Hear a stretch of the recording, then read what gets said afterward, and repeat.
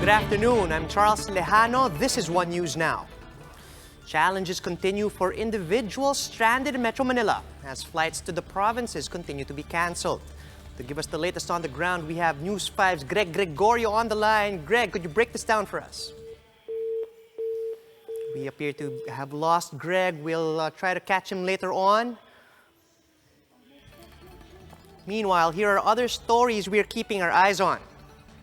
Members of the so-called Pride 20 were released last night after being arrested at a Pride rally in Manila last week. The group's lawyer, Minnie Lopez, says the Manila Prosecutor's Office approved the release, pending further preliminary investigation. The police have said that they are filing charges related to illegal assembly in violation of RA 11332. But Lopez says the Pride's legal team is now building its case and will file countercharges against the arresting authorities. The Office of the Solicitor General has been placed on lockdown after an employee's COVID-19 rapid test came back positive. The OSG said the lockdown will be implemented immediately and did not state when it would be lifted. And Bloomberg reports that China's government has asserted broad new powers over Hong Kong to rein in dissent. The legislation passed by lawmakers and signed by Chinese President Xi Jinping allows potential life sentences for breaking laws imposed by China, like subversion of state power and collusion with foreign forces. These will also apply to actions committed by anyone, Hong Kong resident or not, anywhere in the world. And the law also appears to penalize non-violent protests. Going back to our story earlier with the individual stranded in Metro Manila, we're going to circle back now to Greg Gregorio. He's on the line to tell us about the situation at the airport. Greg, can you hear us? Yes, Charles, that locally stranded individuals have been taking shelter at a waiting shed along Bruce Avenue in Pasay City for days now. They wait for their scheduled flights bound for the respective provinces. Among them is a group of Anok Gemadil. There are 50 of them hoping to go home to Cotabato. They've been here since Saturday, 3 days earlier than they're supposed to fly this morning. He explained that they can no longer pay rent and other dues as their income was very much affected by the community quarantine implementation in the NCR since March.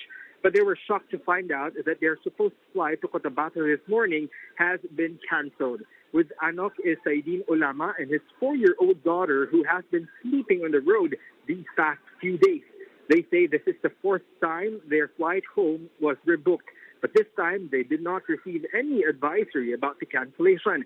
61-year-old Emilet Bocani is also among those staying in the waiting shed. She has a confirmed flight to Bacolod, she has a booked flight to Bacolod, but she's not aware that this has been canceled too. And of course, their flights they were supposed to fly to their respective provinces via Cebu Pacific. And SEBPAC spokesperson Charo Lugarta explains that these individuals might have bought plane tickets back when there are still available flights to their destinations. However, flight schedules have been unpredictable due to the limitations brought by the COVID-19 pandemic. Charles Lugarta added that if their airline passengers provided correct and complete contact details during the booking procedure, they should have received flight cancellation advisories. Passengers are also reminded to regularly monitor the status of their flights by Cebu Pacific social media accounts or its website. Charles? Right, Greg, this issue has caught the attention of the president. In fact, he did mention this last night. Meanwhile, how many LSIs are currently stranded there at the airport? Charles, early when you check the surroundings early this morning, we've seen at least 20 stranded individuals at the waiting shed that we've talked about earlier. Now we're here at the NAIA Terminal 3, where we can see no stranded individuals. However, Transportation Secretary Arthur Tugade and Manila International Airport Authority General Manager Edmond Monreal will conduct an inspection in a few minutes to check the surroundings. That is in accordance to the order of the president, as he has said yesterday, that he wants a space in the airport for the LSI. Charles? Thank you, Greg Gregorio. This just in, a hostage taking took place at East Avenue Medical Center this morning. While being treated, the suspect, identified as Hilarion Achondo, grabbed the syringe of his attending physician and pointed it at her neck. The hostage taker was later on pacified and apprehended. He is now under the custody of the QCPD as the investigation is still ongoing. For more updates, follow News 5, the Philippine Star, and Business World online.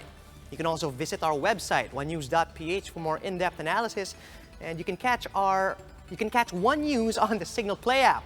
Just register for a free account at www.signalplay.com and stream One News live anytime, anywhere.